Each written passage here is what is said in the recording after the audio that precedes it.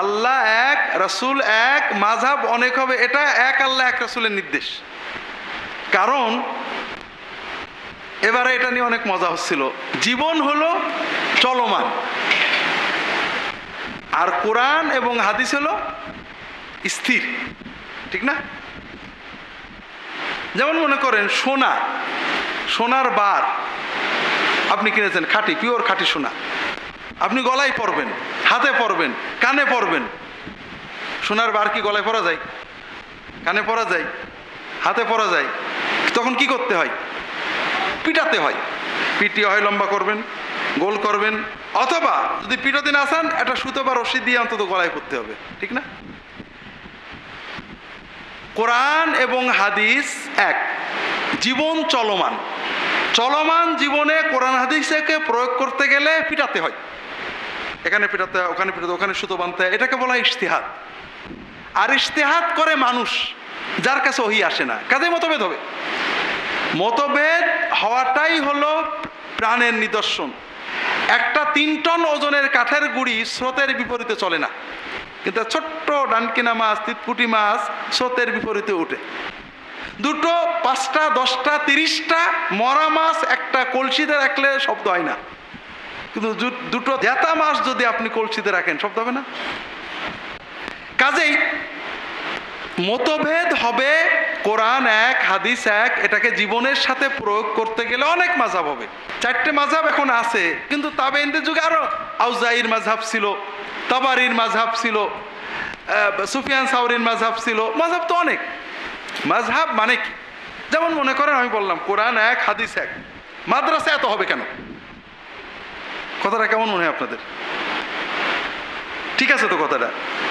হ্যাঁ, কোরআন এক, হাদিস এক, মাদ্রাসা এত কেন? কথাটা ঠিক তো? ঠিক।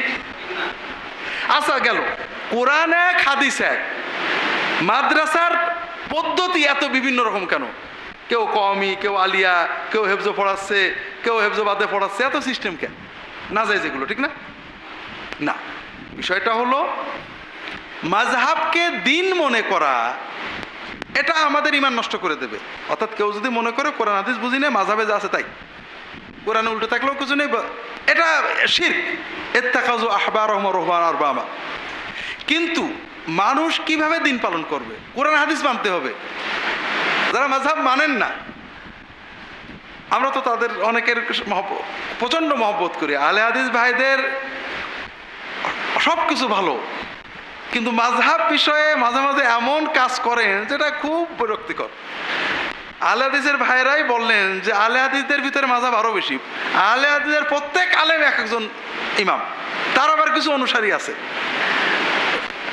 যেমন ডক্টর গালিবের সাথে শেখ আকরমুজ্জামানের মতের মিল নেই, ইনার কিছু অনুসারী, ইনার কিছু অনুসারী। আবার শেখ আব্দুর রাজ্জাক বিন ইউসুফের সাথে হয়তো শহীদুল্লাহ খান মাদানির মিল নেই, ইনার কিছু অনুসারী, ইনার কিছু অনুসারী। এখন কি করবেন? আসলে তো জীবন চলমান। কোরআন হাদিস এক, কোরআন হাদিস থেকে বুঝে জীবনে প্রয়োগ করতে গেলে মতভেদ হবে। আপনি কাকে মানবেন? এ প্রসঙ্গে আলোচনা আসছিল।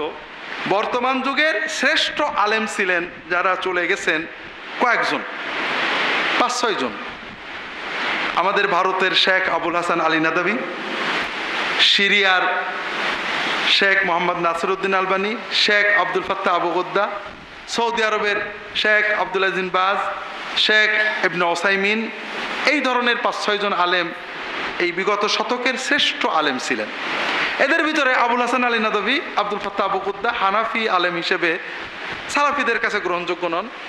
বাকি 3 জন, শেখ আব্দুল আজিজ বিন বাজ, শেখ ইবনে ওসাইমিন, শেখ নাসিরউদ্দিন আলবানী রাহিমাহুমুল্লাহ তাআলা আজমাইন, তারা সালাফিদের, আহলে হাদিসদের শ্রেষ্ঠ ইমাম ফকি ছিলেন। সৌদি আরব এক শেখ, আমার কাছে বইটা ছিল না, এবারে দুবাই থেকে পাইলাম। সৌদি আরবের এক শেখ, শেখ সাদ আল বুরেক, উনি একটা ডক্টর, বড় প্রফেসর। উনি একটা বই লিখেছেন, আল ইজাজ ফি বাদ মাখতালাফা ফিহি আল আলবানী ওয়াল ওসাইমিন ইবনে বাজ মিনাল ফুরু উসুল ওয়াল ফুরু। আলবানী, ইবনে বাজ, উসাইমিন, এই 3 জনে আকীদা এবং ফিকহের যে সব বিষয়ে মতভেদ করেছেন তার কিছু কিছু মাসআলা। কিছু, বেশি না, কিছুতে প্রায় 350। কিছুতে কত? যে ইমাম সাহেব আমাকে বইটা দিলেন, ওই ইমাম সাহেব বললেন যে ভাই আমি আরো কিছু বের করেছি, তা তো কয়েকশো। তাহলে এখন মনে করেন আমরা, এবং এটা ছোটখাটো নয়, কেউ আকীদাগত বিষয়ে মতভেদ আছে, কেউ ফরজ পড়ছেন, কেউ হারাম বলছেন, কেউ অনেক মতভেদ। এখন মনে করেন আমরা কি করব?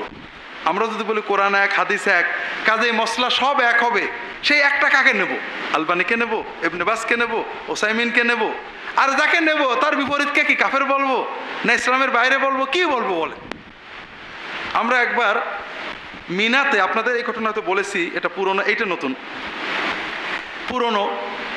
আমরা মিনাতে বসে আছি, আমাদের সৌদি শেখ, জামিয়ার উস্তাদ, আর আমরা বিদেশি ছাত্ররা অনুবাদক হিসেবে হাজিদেরকে কিছু নসিহত করি।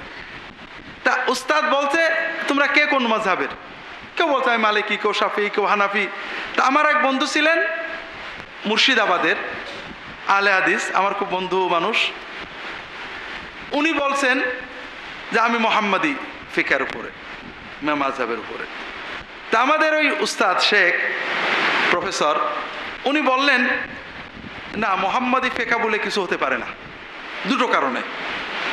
একটা হলো যে ফিকার অধিকাংশ, কোরআন এবং হাদিসের অধিকাংশ নির্দেশনা জন্নি, একাধিক অর্থ বুঝ হতে পারে। তুমি একটাকে গ্রহণ করলে বলে এটাই নবীর মত, তাহলে আরেকটাকে বাতিল করবো কোন আইনে? 2 নম্বর কথা, ফিকার অনেক বিষয় আছে যেটাতে একাধিক হাদিস আছে। উনি বললেন পুরুষ মানুষেরা নিজেদের গোপন অঙ্গ স্পর্শ করলে অজু ভাঙবে কি ভাঙবে না, এ ব্যাপারে 2টো হাদিস আছে।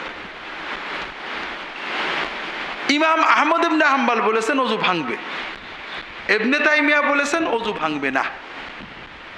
উনি প্রশ্ন করলেন এখন দুইজনের কে মুহাম্মদী আর কে বাতিল, তুমি আমার বলো। এখন কাউকে তো বাতিল বলা যাচ্ছে না। তো কাজেই ফিকহ হলো চলমান, এখানে মতভেদ আসবে, মাযহাব আসবে, তবে মাযহাবকে দিন মনে করা যেমন মানে আমাদের ঈমান নষ্ট করবে, মাযহাবকে হারাম মনে করা, মাযহাব থেকে সকল ফিতনা, এটা একান্ত বিভ্রান্তিকর কথা। কারণ যারা মাযহাব মানছি না আমরা, তারাও মাযহাব বানাই ফেলছি নতুন নতুন অনেক। 4-এর জায়গায় 1 বানাতে যেয়ে 3, 4, 12